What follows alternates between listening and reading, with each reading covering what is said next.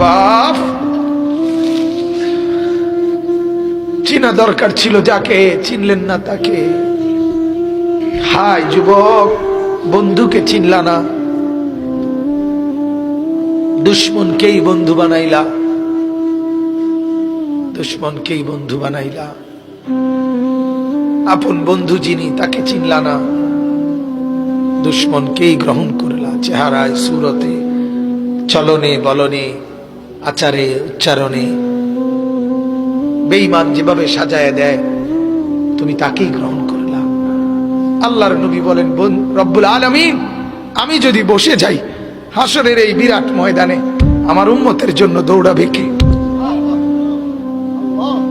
আমার কোথায় কোন উম্মত গুনার কারণে, নাফরমানির কারণে আটকায় যায় কিনা?